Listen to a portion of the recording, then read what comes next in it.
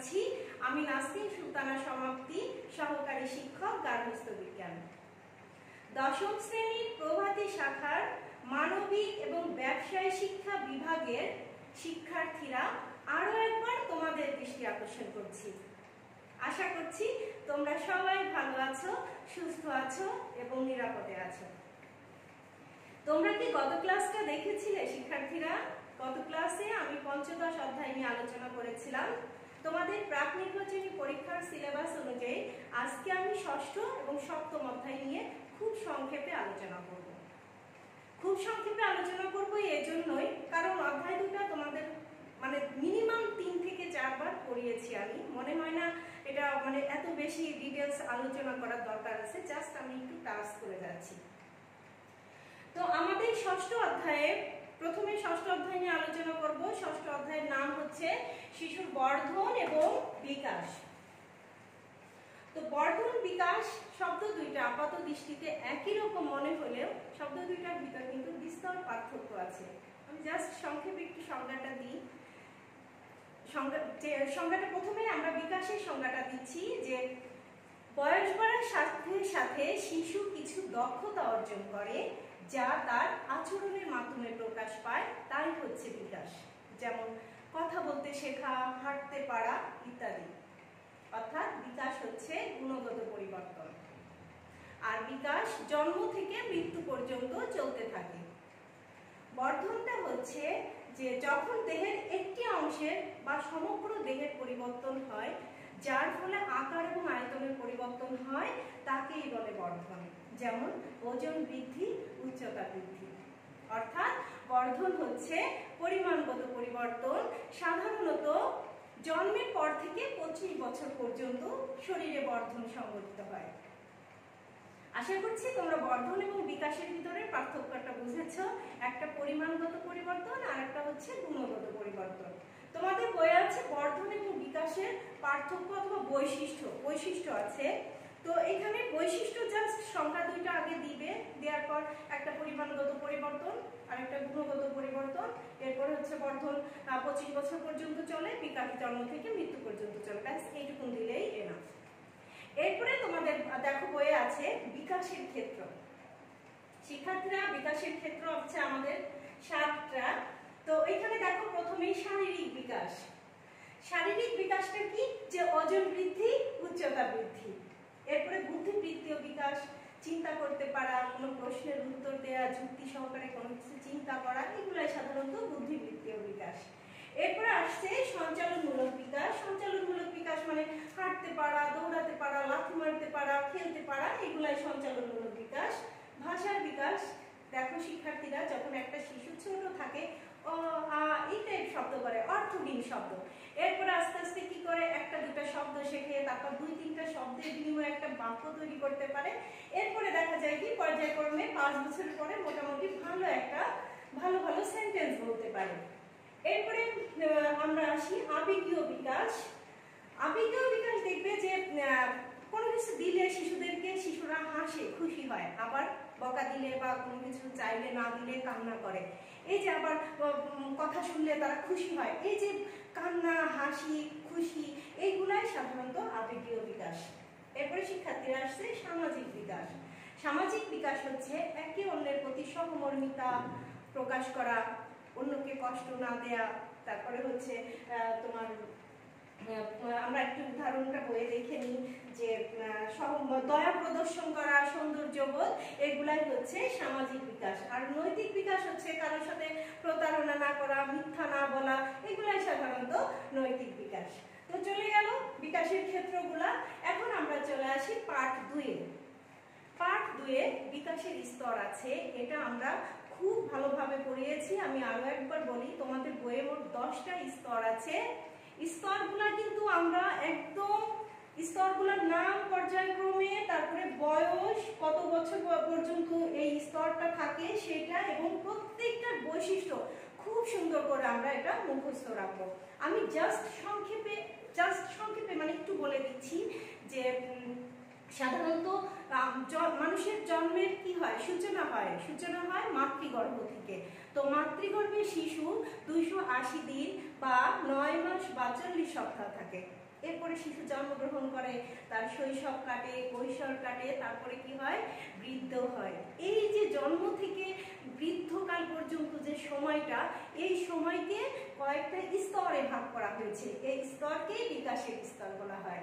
তো স্তরের প্রথমেই আছে দেখো নবজাতকাল, স্তরের প্রথমেই আছে জন্মপূর্বকাল, অর্থাৎ তোমার কি হচ্ছে, জীবনের সূচনা থেকে জন্মের আগ পর্যন্ত এই সময়টাই হচ্ছে জন্মপূর্বকাল। এই সময়ে জাস্ট এককোষী একটা ভ্রূণ কি হচ্ছে, সম্পূর্ণ একটা মানব শিশুতে পরিণত হচ্ছে। নবজাতকাল হচ্ছে 0 থেকে 2 সপ্তাহ।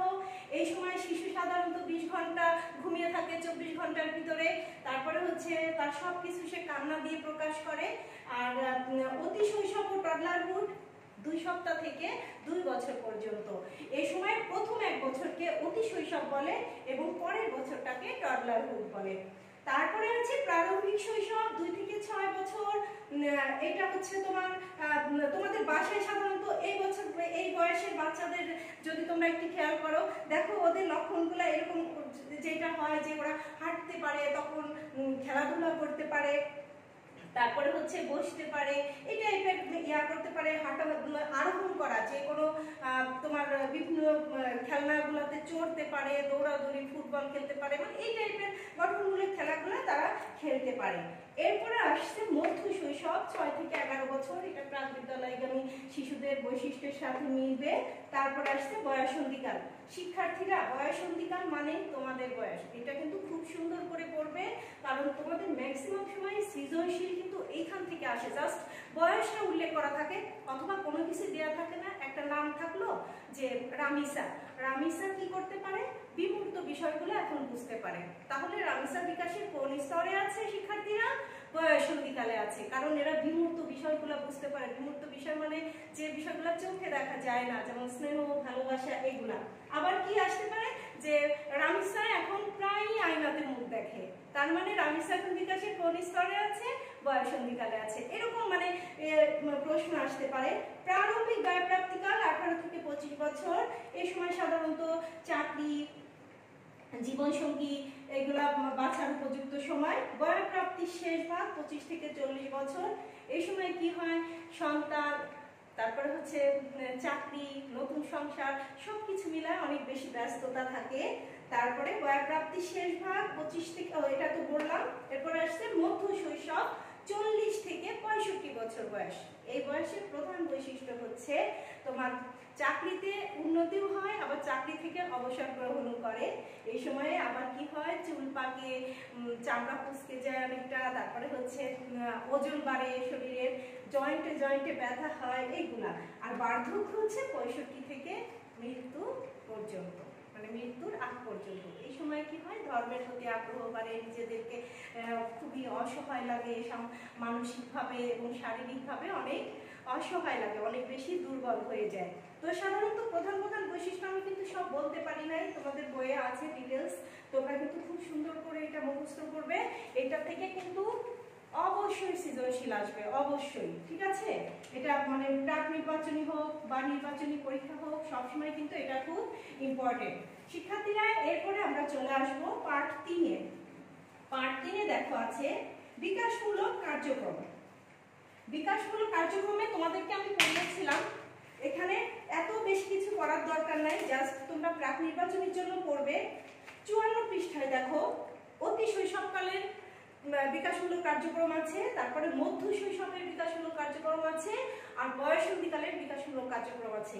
54 পৃষ্ঠার সবগুলাই কিন্তু খুব ভালোভাবে পড়তে হবে, কারণ তোমার ওই যে আমি বললাম যে রামিসা বিমূর্ত বিষয়গুলো বুঝতে পারে। এখন তোমার প্রশ্ন আসতে পারে প্রয়োগে, রামিসা বিকাশের কোন স্তরে আছে?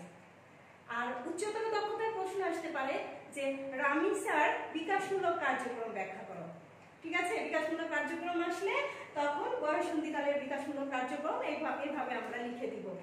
আশা করছি তোমরা সবাই বুঝেছ। এরপরে আমরা চলে আসি পার্ট 4 আর 5 একসাথে আছে, শিশুর বিকাশে বংশগতি এবং পরিবেশ। বংশগতি হচ্ছে শিশু জন্মসূত্রে তার মা বাবা বা পূর্বপুরুষের কাছ থেকে যা কিছু অর্জন করে তাই হচ্ছে বংশগতি। বংশগতি এমন একটা বিষয় যে এটার কারণে সাধারণত মানুষের বাচ্চা কিন্তু মানুষের মতো হয়, অন্য কোনো প্রাণীর মতো হয় না। শিক্ষার্থীরা, একটা শুক্রাণু, পরিপক্ক শুক্রাণুর সাথে একটা পরিপক্ক ডিম্বাণুর মিলনের ফলে একটা জাইগোট তৈরি হয়। এই জাইগোটটি সাধারণত কোষ প্রাচীর, প্রোটোপ্লাজম এবং নিউক্লিয়াসের সমন্বয়ে গঠিত। এখানে যে নিউক্লিয়াস আছে, এই নিউক্লিয়াসটি আবার 23 জোড়া ক্রোমোজোমের সমন্বয়ে গঠিত। তো 23 জোড়া ক্রোমোজোমের ভিতরে প্রথম 22 জোড়া ক্রোমোজোম ছেলে এবং মেয়ে উভয়ের ক্ষেত্রে একই রকম থাকে, আর শেষের যে 1 জোড়া ক্রোমোজোম, এটা ছেলেদের ক্ষেত্রে থাকে X Y আর মেয়েদের ক্ষেত্রে থাকে XX। অর্থাৎ এই 23তম ক্রোমোজোমটি হচ্ছে লিঙ্গ নির্ধারক ক্রোমোজোম। প্রশ্ন আসতে পারে তোমাদের, লিঙ্গ নির্ধারক ক্রোমোজোম বলতে কি বুঝো? আশা করছি তোমরা এইভাবে লিখে দিবে। তোমাদের বইয়ে আমি খুব সম্ভবত দাগিয়ে দিয়েছিলাম, তারপরে তো তোমরা পারবে এটা এভাবে লিখবে। তো এখন তোমাদের আরেকটা সৃজনশীলে আসে এরকম যে একটা মেয়ে কি সন্তান বিয়ের পরে পরপর 3টি কন্যা সন্তান জন্ম দিয়েছে। তার শাশুড়ি তার সাথে অনেক খারাপ ব্যবহার করে তাকে বাবার বাড়ি পাঠিয়ে দিয়েছে। তো এক্ষেত্রে প্রশ্ন হচ্ছে যে সন্তান যে কন্যা সন্তান হলো 3টি, এটার জন্য কি সন্তান দায়ী ছিল? এভাবে কিন্তু প্রশ্ন আসতে পারে। তো সেক্ষেত্রে কিন্তু আমরা আজকে জানবো যে না, কন্যা সন্তান জন্মের জন্য মা দায়ী নয়, সম্পূর্ণভাবেই বাবা দায়ী। দেখো এখানে যে যদি বাবার X ক্রোমোজোম যদি মায়ের X ক্রোমোজোমের সাথে মিলিত হয় তাহলে সন্তান হবে মেয়ে, আর বাবার Y ক্রোমোজোম যদি মায়ের X ক্রোমোজোমের সাথে মিলিত হয় তাহলে সন্তান হবে ছেলে। তাহলে শিক্ষার্থীরা, আমরা কিন্তু ক্লিয়ার ভাবে বুঝলাম কন্যা সন্তান জন্মের জন্য মা দায়ী নয়, সম্পূর্ণভাবে বাবা দায়ী। এখন এখানে তোমাদের আরেকটা ইন্টারেস্টিং আছে যে এই যে ক্রোমোজোমের ভিতরে আবার জিন থাকে। এই জিন, এক একটা জিন এক এক বৈশিষ্ট্য বহন করে। কারোর গায়ের রং ফর্সা, কারো গায়ের রং কালো, কেউ দেখতে লম্বা, কেউ খাটো। তো এই যে কেউ মোটা, কেউ চিকন, কারো চুল খুব সুন্দর সিল্কি, আবার কারো চুল কোঁকড়ানো, এই সবই কিন্তু এই জিন বহন করে। সবগুলো বৈশিষ্ট্য জিন বহন করে, কিন্তু বাবার কোন জিন, মায়ের কোন জিনের সাথে সম্পৃক্ত হবে এটা কিন্তু বোঝা যায় না। তো এখানে আরেকটা ইন্টারেস্টিং ব্যাপার আছে যে যমজ শিশু সম্পর্কে এখানে একটু দেয়া আছে। আমি জাস্ট সংক্ষেপে একটু বলে দিচ্ছি যে যমজ শিশু 2 ধরনের হয়। একটা হচ্ছে এককোষী যমজ, আর একটা হচ্ছে সমকোষী যমজ, আর একটা হচ্ছে ভিন্নকোষী যমজ। সমকোষী যমজটা কি হয়? শিক্ষার্থীরা বলেছিলাম যে পরিপক্ক শুক্রাণুর সাথে পরিপক্ক ডিম্বাণু মিলনের ফলে একটি জাইগোট তৈরি হয়। এই জাইগোটটা যদি ভেঙে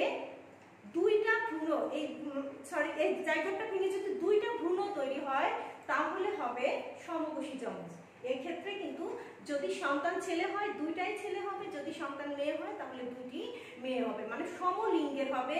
তাদের চেহারাও একই রকম হবে, তাদের আচার আচরণ সবকিছুই কিন্তু একই রকম হবে। আর ভিন্নকোষী যমজের ক্ষেত্রে কি হবে? একাধিক শুক্রাণু একাধিক ডিম্বাণুকে নিষিক্ত করে। এক্ষেত্রে কিন্তু সন্তান 2টা, 3টা, 4টা, 5টা, 11টাও হতে পারে। যে কয়টা শুক্রাণু যে কয়টা ডিম্বাণুকে নিষিক্ত করবে সেই পরিমাণ সন্তান হবে। এক্ষেত্রে লিঙ্গের মিল থাকে না। 2টা ছেলে হতে পারে, একটা ছেলে একটা মেয়ে হতে পারে, বা 3টা ছেলে একটা মেয়ে হতে পারে। লিঙ্গে কোনো মিল থাকে না। এবং সবচেয়ে আশ্চর্যের ব্যাপার হচ্ছে তাদের চেহারাতেও কোনো মিল থাকে না, আচরণেও কোনো মিল থাকে না। শুধু একটা মিল থাকে যে তারা একই দিনে জন্মগ্রহণ করে। আশা করছি তোমরা বুঝেছো দুইটাই। একটা হচ্ছে তোমার সমকোষী যমজে হচ্ছে জাইগোটটা ভেঙে 2টা ভ্রূণ তৈরি হয়, আর ভিন্নকোষী যমজে কোনো জাইগোট ভাঙে না, সরাসরি একটা শুক্রাণু একটা ডিম্বাণুকে নিষিক্ত করে একটা জাইগোট হয়। এরকম একাধিক শুক্রাণু একাধিক ডিম্বাণুকে নিষিক্ত করে একাধিক ভ্রূণ তৈরি করে এবং একাধিক সন্তানের জন্ম হয়। আশা করছি বুঝেছো। এরপরে আসছে শিশুর বিকাশে পরিবেশ। আমি খুব সংক্ষেপে আলোচনা করে দিচ্ছি যে পরিবেশবিদরা মনে করেন যে শিশুর পরিপূর্ণ বিকাশে পরিবেশই প্রধান ভূমিকা পালন করে। আবার অনেকে মনে করেন না, পরিবেশ যাই হোক না কেন শিশুর পরিপূর্ণ বিকাশে বংশগতিটা খুব গুরুত্বপূর্ণ ভূমিকা পালন করে। তো এক একজন এক এক রকম মতবাদ দিয়েছেন। তো আমার কাছে যেটা বেস্ট মনে হয় এবং তোমাদের বইও যেটা আছে যে না, পরিবেশ এবং বংশগতি দুইটাই মানে শিশু পরিপূর্ণ বিকাশে দুইটাই গুরুত্বপূর্ণ ভূমিকা পালন করে। কিভাবে পালন করে? অনেকে যুক্তি দিয়েছে এভাবে যে যদি উন্নত জাতের বীজ হয়, আমরা যদি কোনো পরিবেশ না দিতে পারি, ভালো উর্বর মাটি না দিতে পারি, আলো বাতাস না দিতে পারি, তাহলে কি ওই উন্নত বীজ থেকে আমরা ভালো ফলন পাবো? আমি জাস্ট একটা উদাহরণ দিই যে রাজশাহীর আম হয় ল্যাংড়া আম, তারপরে হচ্ছে ফজলি আম, তারপরে আরেকটা যেন কি আম, তোমার আরেকটা আম যেন কি মজার একটা আম, আচ্ছা মনে নাই, হিমসাগর পেয়েছি, হিমসাগর। এই যে মজার আম, এই আমগুলা আমরা যদি কলম করে বা বীজটা এনে আমাদের এই অঞ্চলে এনে লাগাই, তাহলে কিন্তু আমরা আম পাবো। কিন্তু আমরা উন্নত জাতের বীজ এনেছিলাম, আমরা আম পাবো, কিন্তু ঠিক আমরা ওই রাজশাহীর মধ্যে তো উন্নত জাতের আম কিন্তু পাবো না। আমরা ভালো পরিচর্যা করলাম, ভালো মাটি দিলাম, আলো বাতাস দিলাম, আম আমরা ঠিকই পাবো, মিষ্টি হবে, কিন্তু রাজশাহীর মতো এত সুন্দর হবে না। কারণ কি? ওইখানকার যে আবহাওয়া, ওই পরিবেশটা কিন্তু আমরা এখানে দিতে পারছি না। আবার একইভাবে আমরা এখান থেকে নর্মাল একটা টক জাতের একটা আমের চারা নিয়ে আমরা রাজশাহীতে রোপণ করলাম। শিক্ষার্থীরা, এখানে কিন্তু বংশগতি ভালো ছিল না, কিন্তু রাজশাহী আমি খুব ভালো একটা পরিবেশ দিতে পারছি, উর্বর মাটি, তারপর হচ্ছে আলো বাতাস সবকিছু দিতে পারছি, কিন্তু ওইখানে যে আমটা কি একদম ওই ফজলি আম হয়ে যাবে বা আমটা কি ল্যাংড়া হয়ে যাবে? হবে না। ওই যে বংশগতি খারাপ ছিল, ওইখানে যে হয়তো ওই টক থেকে সামান্য একটু মিষ্টি বাড়তে পারে, কিন্তু পুরোপুরি কিন্তু ভালো জাতের হবে না। সুতরাং এক্ষেত্রে আমরা এটাই প্রমাণ হয় যে শিশু পরিপূর্ণ বিকাশে বংশগতি না, পরিবেশও না, দুটাই সমানভাবে গুরুত্ব বহন করে। ষষ্ঠ অধ্যায় শিক্ষার্থীরা আমরা শেষ করলাম। তো এখানে দুইটা সৃজনশীল আছে, তোমরা দেখো ভালোভাবে, আর ভিতরেও কিভাবে প্রশ্ন আসতে পারে আমি টুকটাক বলে দিয়েছি। এখন আমরা চলে আসি সপ্তম অধ্যায়। সপ্তম অধ্যায় খুব ইন্টারেস্টিং একটা অধ্যায়, তারপর আমি সংক্ষেপে আলোচনা করে দিচ্ছি। প্রথমেই আছে আমাদের অধ্যায়ের নাম শিশুর বিকাশ এবং পারিবারিক পরিবেশ। একটা জিনিস তোমরা মনে রাখো, সবসময় তোমরা খেয়াল করে এটা দেখবে যে যত জীব আছে প্রকৃতিতে, প্রত্যেকটা জীবের সন্তান আর মানুষের সন্তানে কিন্তু পার্থক্য আছে। কি পার্থক্য? জন্মের পরে মানব শিশু সব থেকে বেশি অসহায় থাকে। চিন্তা করে দেখো, গরু, ছাগল এর বাচ্চা কি হয়? জন্মের পরেই দাঁড়িয়ে পড়ছে, একা একা দাঁড়িয়ে পড়ে, হাঁটে একা একা, আবার যে মায়ের দুধ পান করে।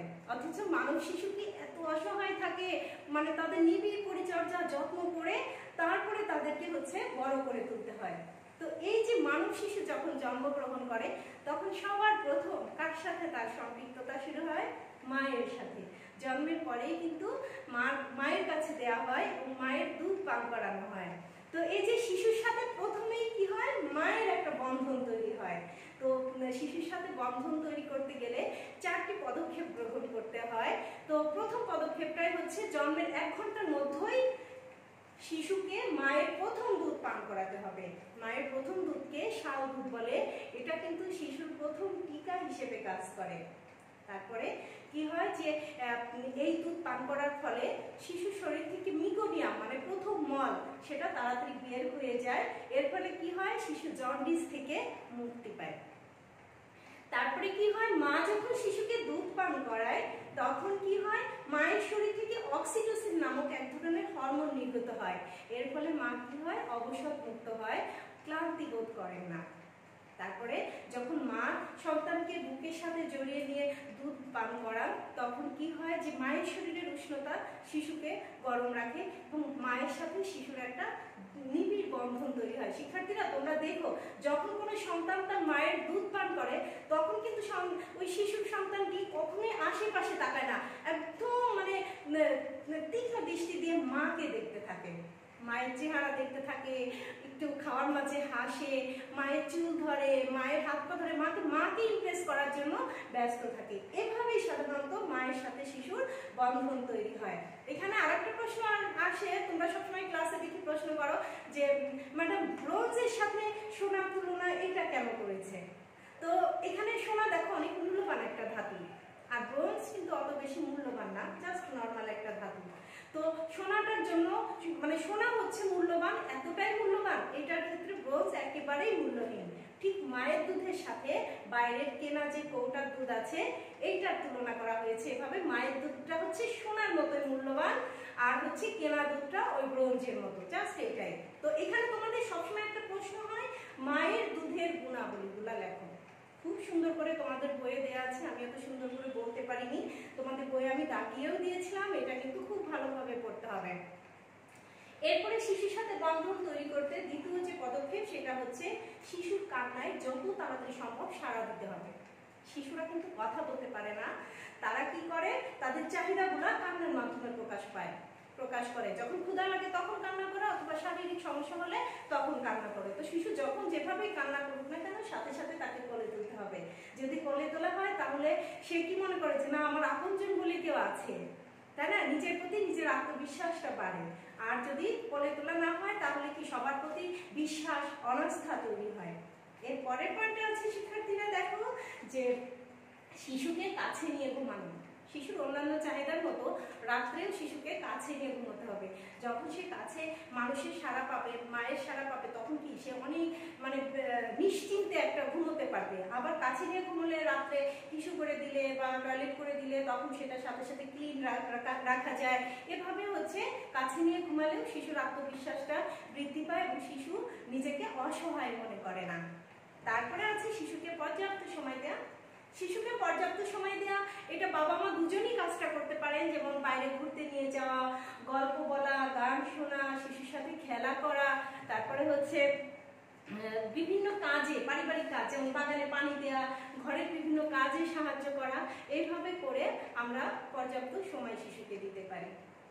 তো চলে গেল আমাদের শিশুর সাথে বন্ধন তৈরির 4টি পদক্ষেপ। এখন আমরা আসবো পার্ট 2 আর 3 একসাথে আছে, শিশুর বিকাশে পারিবারিক সম্পর্কের গুরুত্ব। শিশুকে পরিপূর্ণ মানুষ করতে হলে, পরিপূর্ণভাবে বিকশিত করতে হলে অবশ্যই পারিবারিক সম্পর্কের গুরুত্ব আছে। শিক্ষার্থীরা, আমার ক্লাসটা হয়তো বা একটু লং হয়ে যাচ্ছে, কিন্তু এত সংক্ষেপে আলোচনা করো আমি খুব তাড়াতাড়ি শেষ করতে পারছি না, তোমরা কাইন্ডলি একটু ধৈর্য সহকারে দেখো।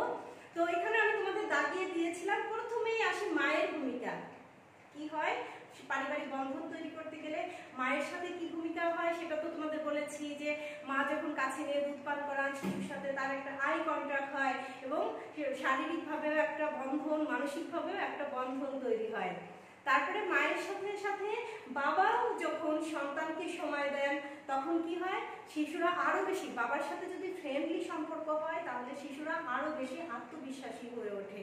এবং যে পরিবারে বাবার সাথে সন্তানের বন্ধুত্বপূর্ণ সম্পর্ক, সেই পরিবারের সন্তানরা অনেক বেশি আত্মনির্ভরশীল হয়, অনেক বেশি সফল হয়। তো এক্ষেত্রে শুধু মায়ের সাথে সন্তানের এবং বাবার সাথে সন্তানের ভালো সম্পর্ক হলে হবে না, মা এবং বাবা উভয়ের ভিতরে দাম্পত্য সম্পর্ক ভালো হতে হবে। মা বাবা যদি সারাক্ষণ ঝগড়া করে সন্তানের মন কিন্তু তখন খারাপ থাকবে। এই যে মা বাবার ভিতরে মধুর সম্পর্ক থাকলে সন্তানও অনেক হাসি খুশি হয়, সন্তানও অনেক সামাজিকভাবে গড়ে ওঠে বা বেড়ে ওঠে। এরপরে আসছে ভাই বোন।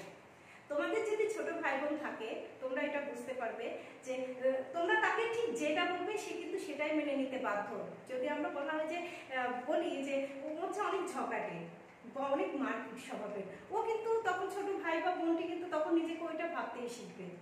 তো আজকে থেকে তোমরা এটা কখনোই বলবে না, সবসময় ওদের ভালো গুণগুলো বলবে যে না ও ভালো, ও অনেক ভালো, অনেক বন্ধুত্বপূর্ণ, অনেক সাহায্য করে অন্যকে। এরকম করলে কি হবে, নিজের সম্পর্ক পজিটিভ চিন্তা ভাবনা আসবে।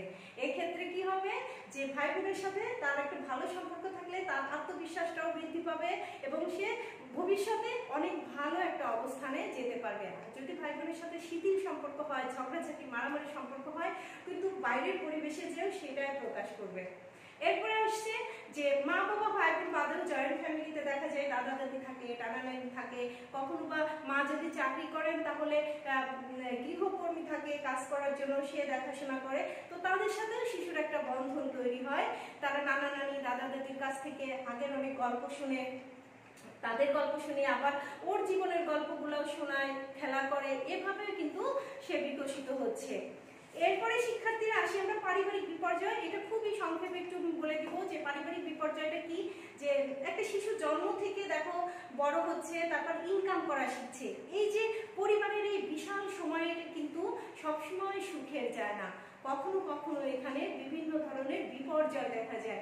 যেমন বাবা অথবা মায়ের মৃত্যু, তারপরে বাবা মায়ের ভিতরে বিবাহ বিচ্ছেদ, তারপরে পারিবারিক মতের অমিল, স্বামী স্ত্রীর ভিতর, বাবা মায়ের ভিতর মতের অমিল, তারপরে অসুস্থতা, দীর্ঘদিনের অসুস্থতা, এগুলাই হচ্ছে পারিবারিক বিপর্যয়। তো এই সমস্ত বিপর্যয়ে আর্থিক সমস্যা হতে পারে, মানসিক সমস্যা হতে পারে, এই সমস্যাগুলো হয়ে থাকে। তো বর্তমানে আরেকটা বিপর্যয়ের সম্মুখীন আমরা হয়েছি, করোনাকালীন যে বিপর্যয়, এই সময় যে লকডাউন হলো, আমরা টুকটাক সবাই আর্থিক কষ্টে পড়েছি। তো এই যে একটা মানে বিপর্যয়, এই ধরনের বিপর্যয়গুলোতে শিক্ষার্থীরা তোমাদের মতো, তোমাদের বয়সী ছেলে মেয়েরাও অনেক বেশি পরিবারের জন্য হেল্পফুল হতে পারে। কিভাবে হতে পারে? যেমন সংসারে কাজকর্ম করে বাইরের কাজে বুয়াটা না রেখে সংসারে মাকে হেল্প করতে পারো, তারপরে ছোট ভাই বোনদের পড়ানোর দায়িত্বটা তোমরা গ্রহণ করতে পারো, তারপরে যে অপ্রাসঙ্গিক যে খরচ সেগুলো তোমরা কমিয়ে ফেলতে পারো। এইভাবে পরিবারের ভাই বোনের সাথে ভালো ব্যবহার করতে পারো, তাদের সাথে খেলা করতে পারো।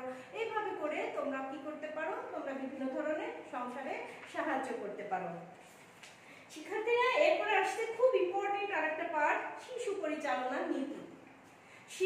শিশুকে হচ্ছে সাদা কাগজের সাথে তুলনা করা হয়। এই কাগজে তুমি যা আঁকবে সেটাই হবে। তো শিশু হচ্ছে কিছুই জানে না, শিশুর মনটা পুরো সাদা। শিশু তার পারিপার্শ্বিক পরিবেশ থেকে যেটা দেখবে, যেটা বুঝবে, যেটা জানবে, সে কিন্তু তাকে সেভাবেই গড়ে তুলবে।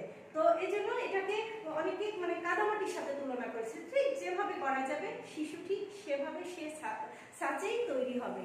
তো শিশু পরিচালনার ক্ষেত্রে 7টি নীতি আছে।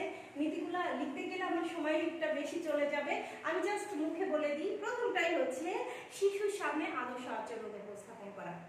এটা করো না, এটা করো, এত কিছু না বলে যদি শিশুর সামনে আমরা সঠিক আচরণটা করি, তাহলে কিন্তু শিশুরা সেটা গ্রহণ করে বেশি। আমরা প্রতিদিন শেখানোর থেকে তার সামনে যেটা করব সেটা কিন্তু সে অনুকরণ করে, কারণ শিশুরা অনুকরণ প্রিয়। শিশুকে প্রশংসা করা। শিক্ষার্থীরা কোনো বদনাম করা যাবে না, তার ভালো চরিত্রের দিকগুলো বেছে তাকে প্রতিনিয়ত প্রশংসা করতে হবে। প্রশংসা করলে কি হবে? সে ওই কাজের প্রতি আরো বেশি আগ্রহী হবে। একটা ছবি এঁকেছে, বৃষ্টি হয়েছে, তারপরেও বলতে হবে কি সুন্দর এঁকেছো, তুমি চাইলে তো এর থেকেও ভালো আঁকতে পারো। এইভাবে যদি তাকে উৎসাহিত করা যায়, তাহলে কি হবে? সে জিনিসটা আরো সুন্দর করে আঁকার চেষ্টা করবে। তার মানে তার সকল কাজেই প্রশংসা করতে হবে, দোষ ত্রুটি ধরা যাবে না। শিক্ষার্থীরা এরপর আসছে শিশুকে শাস্তি দেয়া।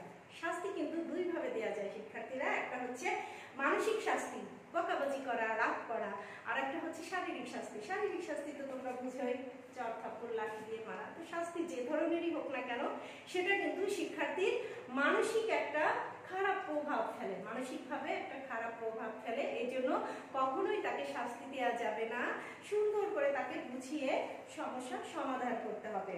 শিশুর জন্য হ্যাঁ বলা।